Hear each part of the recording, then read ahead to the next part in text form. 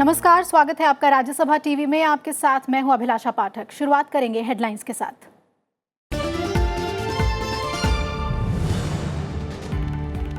EPFO ने मौजूदा वित्त वर्ष के लिए प्रोविडेंट फंड पर ब्याज दर में की 0.10% की बढ़ोतरी।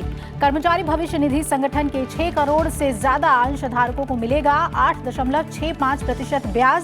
2016 के बाद पीएफ की ब्याज दरों में पहली बार हुई बढ़ोतरी।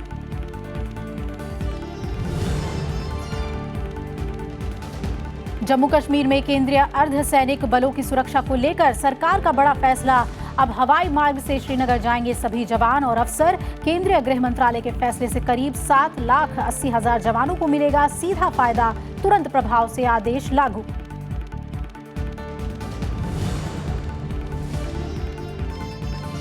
पाकिस्तान जाने वाली 3 नदियों के अपने हिस्से का पानी रोकेगा भारत। शाहपुर कंडी डैम का निर्माण शुरू।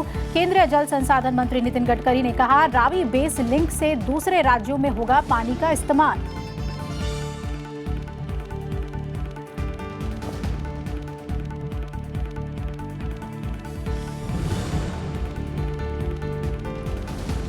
महात्मा गांधी के विचारों और आदर्शों में दुनिया को आतंकवाद और जलवायु परिवर्तन के खतरे से उबारने की ताकत। दक्षिण कोरिया के योनसेई विश्वविद्यालय में गांधी जी की प्रतिमा के अनावरण पर बोले प्रधानमंत्री नरेंद्र मोदी। दौरे के पहले दिन भारत दक्षिण कोरिया बिजनेस सम्मेलन और भारतीय समुदाय को भी किया संबोधित।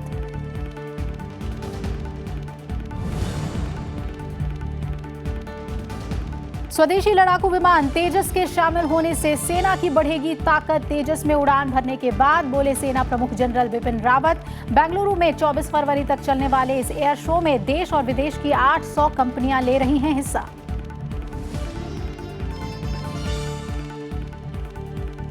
और खबरों में सबसे पहली बात पुलवामा हमले से जुड़ी हुई। पुलवामा में हुए आतंकी हमले के बाद सतर्कता बरतते हुए केंद्र सरकार ने आज बड़ा फैसला लिया है। केंद्रीय गृह मंत्रालय की ओर से गुरुवार को ट्वीट कर जानकारी दी गई है कि अब जम्मू कश्मीर में तैनात सभी सुरक्षा बलों के जवान जम्मू से श्रीनगर सड़क से यात्रा नहीं करेंगे। सभी जवानों को अब हवाई रास्ते से भेजा जाएगा। इस आदेश को गुरुवार से ही लागू कर दिया गया है और ये आदेश Assam Rifles, BSF, CRPF, ITBP, SSB और एनएसजी समेत सभी जवानों पर लागू होगा। यानी जो भी जवान अपनी ड्यूटी से लौट रहा हो, उसका ट्रांसफर हुआ हो या फिर घर से लौट रहा हो, उन सभी जवानों को जम्मू बेस कैंप से श्रीनगर हवाई रास्ते से ही भेजा जाएगा। पहले ये सुविधा सीनियर रैंक के अधिकारियों को मिलती थी, लेकिन अब सभी जवानों पर यह नियम लागू होगा। ये सुविधा दिल्ली से श्रीनगर, श्रीनगर से दिल्ली, जम्मू से श्रीनगर, श्रीनगर से दिल्ली रूट पर आने जाने वाले सभी जवानों को मिलेगी और करीब 7,80,000 जवानों को इस फैसले का सीधा लाभ मिलेगा। इनमें constable, head constable, assistant sub inspector को भी लाभ मिलेगा। और इससे पहले भी हमले के तुरंत बाद गृह मंत्रालय ने बड़ा फैसला करते हुए ऐलान किया था कि जब सेना का काफिला किसी रास्ते से गुजर रहा होगा तो वहां आम लोगों को अपना वाहन लाने की इजाजत नहीं होगी। आपको याद होगा 14 फरवरी को जो पुलवामा में आतंकी हमला हुआ था, तब सुरक्षा बलों का एक बड़ा काफिला सड़क के रास्ते जम्मू से श्रीनगर जा रहा था और इसी का फायदा उठाते हुए जैश-ए-मोहम्मद के आतंकी ने सीआरपीएफ के जवानों को निशाना बनाया था। This decision of allowing free travel to paramilitary personnel who choose to travel between Delhi and Srinagar or between Jammu and Srinagar or between Srinagar and Jammu, regardless of the rank that they hold, beginning from the constable to the top, and regardless of whether they are on duty or they are leaving, they are going on a leave. This itself is going to be a huge relief, and at the same time, not only relief, also a show of respect and esteem to our security personnel. और भारत पाकिस्तान जाने वाली 3 नदियों के अपने हिस्से का पानी अब रोकेगा। केंद्रीय जल संसाधन मंत्री नितिन गडकरी ने आज ये जानकारी दी। नितिन गडकरी ने कहा कि प्रधानमंत्री नरेंद्र मोदी की अध्यक्षता में ये फैसला लिया गया है। उन्होंने बताया कि शाहपुर कंडी डैम का निर्माण शुरू हो गया है। ऊझ प्रोजेक्ट में हमारे हिस्से का जम्मू कश्मीर के इस्तेमाल के लिए पानी जमा होगा और बाकी का पानी रावी बेस के दूसरे लिंक से बहकर बाकी के राज्यों के काम आएगा। पानी को लेकर पाकिस्तान की मुश्किलें बढ़ सकती हैं, क्योंकि भारत अब पाकिस्तान को अपने अधिकार वाली नदियों का अतिरिक्त पानी नहीं देना चाहता। केंद्रीय मंत्री नितिन गडकरी ने बागपत में आयोजित एक कार्यक्रम के दौरान ये कहा कि भारत के अधिकार में जो नदियां हैं, पहले उनके पानी का ज्यादा हिस्सा पाकिस्तान चला जा रहा था, लेकिन नई परियोजनाओं के जरिए ये तस्वीर बदलेगी। पाकिस्तान और भारत होने के बाद जो हमारी 3 नदियां पाकिस्तान को मिली थी, 3 भारत को मिली थी, हमारे 3 नदियों के अधिकार का पानी पाकिस्तान में जा रहा था। अब हम उसके भी 3 प्रोजेक्ट करके ये पानी भी वापस यमुना में ला रहे हैं। भारत और पाकिस्तान के बीच 1960 में सिंधु जल समझौता हुआ था, जिसके तहत पूर्वी दिशा में बहने वाली ब्यास, रावी और सतलुज नदियों पर भारत का नियंत्रण है, जबकि सिंधु, चिनाब और झेलम का पानी पाकिस्तान को दिया जाता है, जिसकी मदद से पाकिस्तान अपने यहाँ सिंचाई करता है, बिजली तैयार करता है और पीने के पानी की जरूरत को भी पूरा करता है। Bureau report, Rajya Sabha TV. Bharat दुनिया की तेजी से बढ़ती हुई अर्थव्यवस्था है और यहाँ निवेश की अपार संभावनाएं हैं। ये बातें प्रधानमंत्री नरेंद्र मोदी ने दक्षिण कोरिया में बिजनेस सम्मेलन को संबोधित करते हुए कही। साथ ही प्रधानमंत्री ने भारत कोरिया स्टार्टअप हब का भी शुभारंभ किया। दक्षिण कोरिया दौरे पर प्रधानमंत्री नरेंद्र मोदी ने भारत दक्षिण कोरिया बिजनेस सम्मेलन को संबोधित किया। इस मौके पर उन्होंने कहा कि भारत में निवेश की अपार संभावनाएं हैं। दोनों देशों के बीच 2018 में $21.5 बिलियन का व्यापार हुआ था। प्रधानमंत्री ने कहा कि भारत दक्षिण कोरिया के 10 बड़े सहयोगी देशों में शामिल है। इस मौके पर प्रधानमंत्री ने भारत कोरिया स्टार्टअप हब का भी शुभारंभ किया। We see South Korea is truly natural partner. India-Korea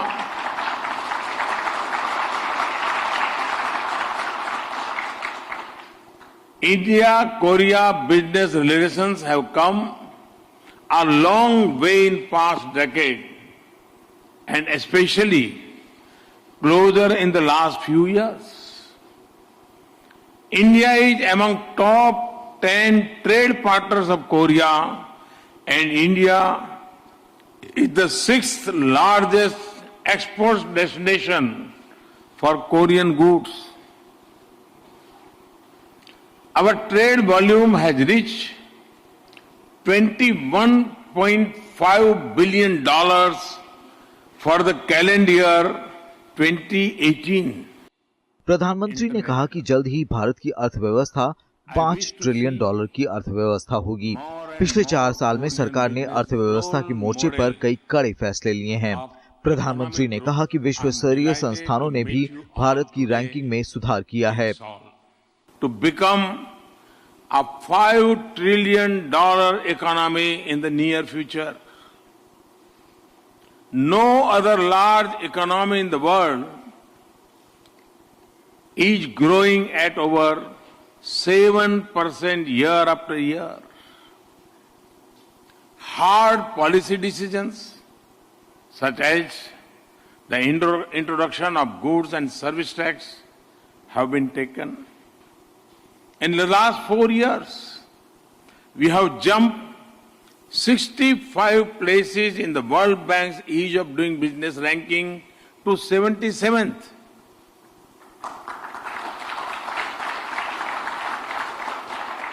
And we are determined to move into the top 50 next year. We are one of the most open countries for foreign direct investment today. इससे पहले दक्षिण Korea पहुंचे PM Modi के स्वागत के लिए भारतीय समुदाय के लोगों में काफी उत्साह देखा गया। राजधानी सियोल में भारतीय कम्युनिटी के लोगों ने पीएम मोदी का स्वागत किया। पीएम के समर्थन में लोगों ने नारे भी लगाए। प्रधानमंत्री नरेंद्र मोदी ने कोरिया के व्यवसायियों के सामने भारत में निवेश करने की गहरी अपील की। उन्होंने कहा कि कोरिया के लिए भारत ने विशेष व्यवस्थाएं की हैं और कोरिया के व्यवसायियों को इसका लाभ उठाना चाहिए। कोरिया के व्यवसायी भी भारत में काफ़ी रुचि रखते हैं और निवेश कर रहे हैं। अब यह भारत पर निर्भर करता है कि किस तरह से कोरिया के व्यवसायियों की इस रुचि का फ़ायदा उठा सकें। राज्यसभा टेलीविज़न के लिए सियोल से कैमरा पर्सन सुरेश के साथ अखिलेश सुमन। वहीं प्रधानमंत्री नरेंद्र मोदी ने कहा है कि आज मानवता के समक्ष आतंकवाद और जलवायु परिवर्तन दो सबसे बड़ी चुनौतियां हैं। महात्मा गांधी के सिद्धांतों पर चलकर ही इन दोनों ही मुद्दों से निपटने में सफलता पाई जा सकती है। प्रधानमंत्री ने ये बातें दक्षिण कोरिया के योनसेई विश्वविद्यालय में राष्ट्रपिता महात्मा गांधी की प्रतिमा का अनावरण करते हुए कही। प्रधानमंत्री नरेंद्र मोदी 2 दिवसीय दौरे पर गुरुवार को दक्षिण कोरिया की राजधानी सियोल पहुंचे।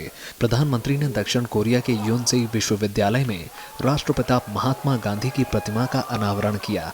इस मौके पर उन्होंने कहा कि मानवता के समक्ष आतंकवाद और जलवायु परिवर्तन दो सबसे बड़ी चुनौतियां हैं और महात्मा गांधी के सिद्धांत इन मुद्दों से निपटने में विश्व की मदद कर सकते हैं। आज मानव जात पूरे विश्व में दो गंभीर संकटों से जूझ रही है। एक संकट है आतंकवाद का और दूसरा संकट है क्लाइमेट चेंज का। अगर महात्मा गांधी के जीवन को देखें तो इन दोनों समस्याओं का समाधान महात्मा गांधी के जीवन में, उनके आदर्शों में और उनके उपदेश में हम रास्ता खोज सकते हैं। प्रधानमंत्री नरेंद्र मोदी ने कहा कि अपनी जीवन शैली से बापू ने दिखाया कि प्रकृति के साथ कैसे हम सद्भाव से रहें।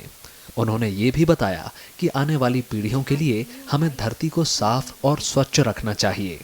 गत शताब्दी में अगर मानवजात को सबसे बड़ी भेंट कोई मिली है तो वो महात्मा गांधी के रूप में एक ऐसे व्यक्तित्व की मिली है जिसने युगों का भाग्य क्या होगा इसका अनुमान लगाते हुए जीवन शैली कैसी हो उसका रास्ता जी करके दिखाया था। और वो कहा करते थे, मेरा जीवन ही मेरा संदेश है। प्रधानमंत्री ने कहा कि बापू की प्रतिमा का अनावरण उनका सम्मान है और ये और भी खास हो जाता है क्योंकि हम बापू की 150वीं जयंती मना रहे हैं। इस मौके पर दक्षिण कोरिया के राष्ट्रपति और उनकी पत्नी के साथ संयुक्त राष्ट्र के पूर्व महासचिव बान की मून भी उपस्थित रहे। अखिलेश सुमन, राज्यसभा टीवी। और प्रधानमंत्री नरेंद्र मोदी ने सियोल में भारतीय समुदाय को भी संबोधित किया। प्रधानमंत्री ने कहा कि दोनों देशों के नागरिकों की वजह से ही हमारे आपसी संबंध मजबूत हैं। कोरिया के संबंधों का आधार सिर्फ बिजनेस कॉन्ट्रैक्ट ही नहीं है, इसका मुख्य आधार है पीपल टू पीपल कॉन्टैक्ट। देश से आए या फिर यहीं रह रहे आप सभी भारतीय हमारे संबंध की बुनियाद है। राजदूत तो एक होता है लेकिन राष्ट्रदूत अनेक होते हैं। और आपको सीधे लिए चलते हैं सियोल, जहां हमारे संवाददाता अखिलेश सुमन मौजूद हैं। अखिलेश, कई कार्यक्रम आज रहे प्रधानमंत्री के। सबसे पहले आपसे startup Bharat Korea startup hub जो है उसके बारे में जानना चाहेंगे। किस तरह से भारत के लिए ये एक बहुत ही बेहतरीन मौका है?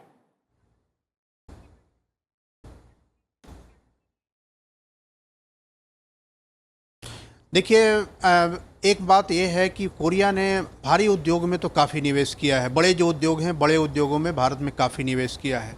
लेकिन सवाल सिर्फ इसी बात का नहीं है कि बड़े उद्योगों का निवेश हो, ज़्यादा ज़रूरत इस बात की भी महसूस की जा रही थी भारत में कि जो छोटे और लघु उद्योग हैं उनमें भी लोग निवेश करें, उन्हें भी निवेश मिले। और उसके अलावा स्टार्टअप पर जिस तरीके से प्रधानमंत्री नरेंद्र मोदी ने जोर दिया है कि स्टार्टअप के माध्यम से एक हमारे यहाँ की जो उद्यमिता क्षमता है, इंटरप्रेन्योरशिप है, वो बढ़ेगी, इनोवेशन कैपेसिटी बढ़ेगी और इसके माध्यम से हम एक अप्लाइड रिसर्च में जा सकेंगे। थ्योरेटिकल साइंस हमारे यहाँ पढ़ा है लोगों ने, लेकिन उसको अप्लाइड में किस तरीके से उपयोग में लाया जाए, इसके लिए स्टार्टअप की व्यवस्था थी।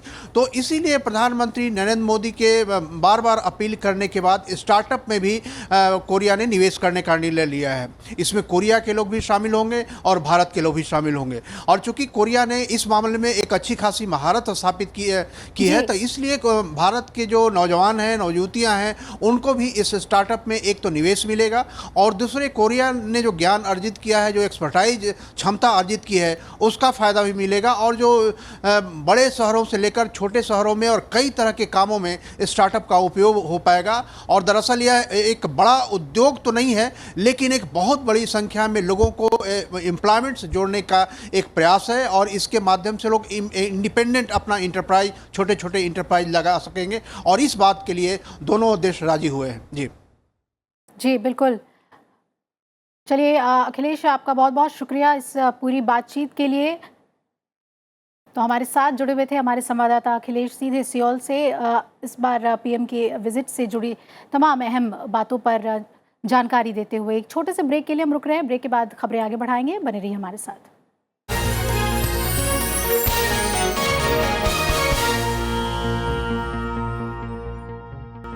ब्रेक के बाद स्वागत है आपका। राष्ट्रपति रामनाथ कोविंद ने तमिलनाडु के चेन्नई हिंदी प्रचार सभा के कार्यक्रम में शिरकत की। यहां उन्होंने महात्मा गांधी की प्रतिमा का अनावरण किया। हिंदी प्रचार सभा के शताब्दी वर्ष समारोह को संबोधित करते हुए राष्ट्रपति ने कहा कि बढ़ती अर्थव्यवस्था के इस दौर में लोगों का तेजी से प्रवास हो रहा है।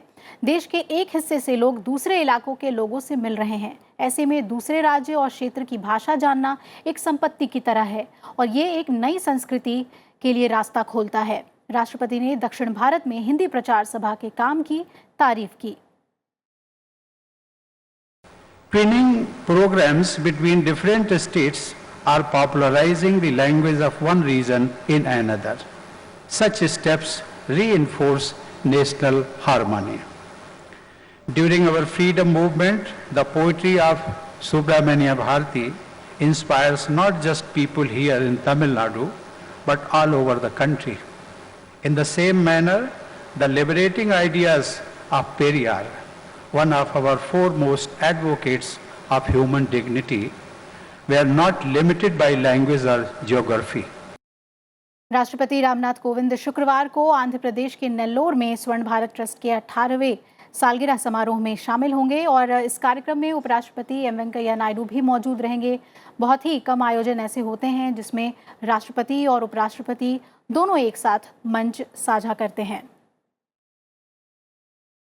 उपराष्ट्रपति एम वेंकैया नायडू ने आज आंध्र प्रदेश के नेल्लोर में रेलवे से जुड़ी 1000 करोड़ रुपए से ज्यादा की विकास परियोजनाओं की शुरुआत की। इस मौके पर उन्होंने कहा कि जिस तेजी से दुनिया के बाकी देश आगे बढ़ रहे हैं, भारत की रफ्तार उनसे काफी ज्यादा है। नेल्लोर में आज आकाशवाणी के एक FM केंद्र का उद्घाटन भी उन्होंने किया और इस मौके पर कहा कि लोग अब फिर से रेडियो माध्यमों को ज्यादा तरजीह दे रहे हैं, जिसकी वजह से दुनिया भर में रेडियो ब्रॉडकास्टिंग फिर से लोकप्रिय हो रहा है। उपराष्ट्रपति एम वेंकैया नायडू ने गुरुवार को आंध्र प्रदेश दौरे पर जनहित से जुड़ी कई परियोजनाओं का लोकार्पण और शिलान्यास किया।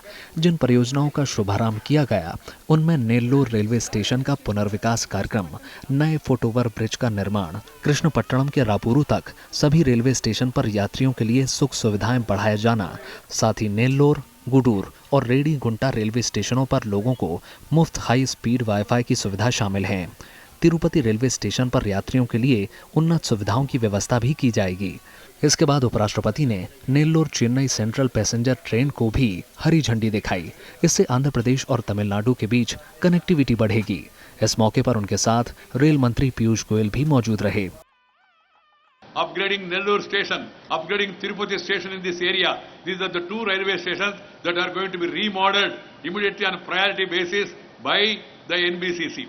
Later, other stations like Vijayawada, Visakhapatnam, others also will be taken up. In the coming years, Nellore and other stations are planned to be transformed into iconic structures with modern state-of-the-art facilities. They will have modern food courts, ample parking, and implement green building norms. The Railways also is firmly committed to the cause of Andhra Pradesh's development, growth, and prosperity. In fact, the number of projects that we are launching today, as I said, a total of 1,830 crores will be spent, ushering in a new era of speed, safety and service for the people of Andhra Pradesh, for the citizens of Nellore. उपराष्ट्रपति ने कहा कि भारत दुनिया में बाकी देशों के मुकाबले तेज गति से आगे बढ़ रहा है। India is moving faster and it's a major growing economy in the world. As a burgeoning economy with a huge youth population that is witnessing urbanization at a massive scale and fast industrialization, India's transport needs are also rising exponentially. A sustainable, modern, economic and efficient transformation sector would play a key role in India's economic growth. World is moving faster. India is moving much more faster. इससे पहले उपराष्ट्रपति ने नेल्लोर में all India radio MM station का उद्घाटन भी किया। इस मौके पर प्रसार भारती के सीईओ शशि शेखर समेत सूचना और प्रसारण मंत्रालय के कई अधिकारी मौजूद रहे। इस अवसर पर उपराष्ट्रपति ने कहा कि नेल्लोर में एक स्थानीय एफएम होना उनका लंबे समय से संजोया गया सपना था। उपराष्ट्रपति ने कहा कि तेलुगु में ऑल इंडिया रेडियो के प्रसारण से किसानों, छात्रों और स्थानीय लोगों को देश और दुनिया से जुड़ी घटनाओं के साथ साथ जनहित से जुड़ी योजनाओं के बारे में भी महत्वपूर्ण जानकारी मिलेगी। The program will showcase the local talent, boost the morale of the youth, keep them abreast with the current affairs, cultural grandeur, sports talent, music and heritage of the area. Radio broadcasting in the world has made a comeback in the era of continuous bombardment of visual content through myriad channels. The human eye is enduring a fatigue. Radio has increasingly proved itself to be a favored companion. Radio gives clean, soft, and assuring entertainment along with hard news and honest analysis of events.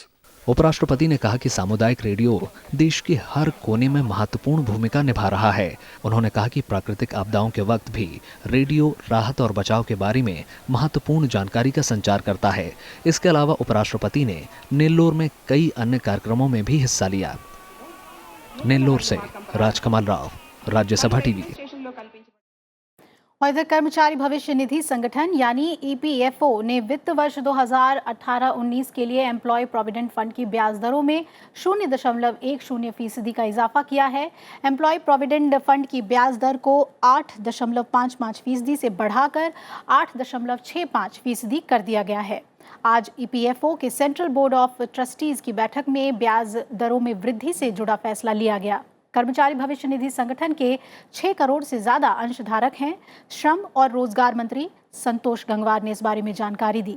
अब इस प्रस्ताव को पास कराने के लिए इसे वित्त मंत्रालय के पास भेजा जाएगा। अधिक से अधिक रेट ऑफ इंटरेस्ट घोषित करने में हम कसौटी पर खरे उतरने का हमने काम किया है और मैं इतना ही कह सकता हूं कि वास्तव में मजदूरों के प्रति हम लोग हमारी जवाबदेही बिल्कुल साफ है और हमारी सरकार उसी हिसाब से उसी अनुपात से खड़ी हुई है। सेना प्रमुख जनरल बिपिन रावत ने बेंगलुरु के एरो शो के दूसरे दिन आज तेजस विमान में उड़ान भरी। उन्होंने इसे शानदार हवाई जहाज बताया। वायुसेना को कल ही तेजस मार्क 1 की फाइनल क्लियरेंस सौंपी गई है। एरो शो में आम लोग भी बेहद दिलचस्पी ले रहे हैं। विमानों का एयर डिस्प्ले लोगों के बीच सबसे ज्यादा आकर्षण का केंद्र बना हुआ है। बेंगलुरु एरो इंडिया शो के दूसरे दिन सेना प्रमुख जनरल बिपिन रावत ने देश में बने पहले स्वदेशी लड़ाकू विमान तेजस की सवारी की। उन्होंने आधे घंटे की उड़ान के दौरान देशी लड़ाकू विमान की खूबियों का निरीक्षण किया। उन्होंने इसे शानदार लड़ाकू हवाई जहाज करार दिया।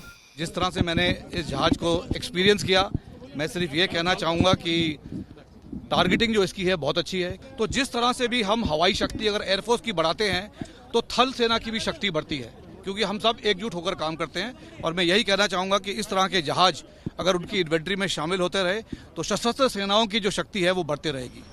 HAL और DRDO की संख्या एरोनॉटिकल डेवलपमेंट एजेंसी की ओर से विकसित तेजस के अपडेटेड वर्जन मार्क 1 को बुधवार को अंतिम संचालन मंजूरी यानी FOC दी गई है। अब ये वायुसेना का हिस्सा बनने के लिए तैयार है। यलहंका एरो शो में बड़ी संख्या में लोग भारत की रक्षा शक्ति देखने पहुंच रहे हैं। सबसे ज्यादा लोग एयर शो में लड़ाकू विमानों से लेकर हेलीकॉप्टरों के करतब देखने आ रहे हैं। और इंडस्ट्री इतना डेवलप की है क्योंकि हमारे इंडिजिनस जो प्रोग्राम्स थे उनको सपोर्ट करने के लिए जो स्मॉल इंडस्ट्रीज अभी वो काफ़ी डेवलप कर गई हैं। और आज अगर हम एक नया एयरक्राफ्ट बनाना चाहते हैं तो हमारे पास शायद सारी कैपेबिलिटीज़ हैं जो हम इंडिया में बना सकते हैं। इस बार तो बहुत सारी नई कंपनियां भी आई हैं, बहुत सारे इंडियन कंपनीज आई हैं। स्पेशली इंडियन कंपनीज आने से बहुत फ़र्क पड़ा है। एरो शो में इस बार डिफेंस का एक्सपोजर बहुत ज़्यादा है मेरे हिसाब से। काफ़ी कुछ सीखने को मिलता है, डिफरेंट पार्ट्स अबाउट देम, सबके बारे में, वो सब बहुत अच्छा लगता है जान के। 12वें एरो शो में देशी विदेशी एरोस्पेस कंपनियों के स्टॉल लगे हैं। करीब 400 देशी और 200 विदेशी रक्षा कंपनियां हिस्सा ले रही हैं। भारतीय निजी रक्षा कंपनियां विदेशी कंपनियों के साथ नई नई साझेदारी का भी ऐलान कर रही हैं। एरो शो में तमाम देशी और विदेशी रक्षा कंपनियों के साथ साथ स्थानीय लोग और बाहर से आए हुए लोग भी देखने को मिल रहे हैं, जिनका कि उत्साह देखते ही बन रहा है। वो रक्षा उत्पादों के बारे में और भारत की रक्षा तैयारियों के बारे में जानना चाहते हैं और उसकी परख भी कर रहे हैं। तो इस एरो शो में हमको देखने को मिल रहा है कि भारत की जो स्वदेशी तकनीक है, रक्षा के क्षेत्र में जो आत्मनिर्भरता की ओर बढ़ता हुआ कदम है, वो इस रक्षा के इस एरो शो में नजर आ रहा है। और आप भी आइए इस एरो शो में देखिए कि रक्षा के क्षेत्र में भारत कैसी छलांग लगा रहा है। बेंगलुरु से प्रशांता के साथ पंचानन मिश्रा, राज्यसभा टीवी। और इसी के साथ इस बुलेटिन में फिलहाल इतना ही। जुड़ी रही राज्यसभा टीवी के साथ। नमस्कार।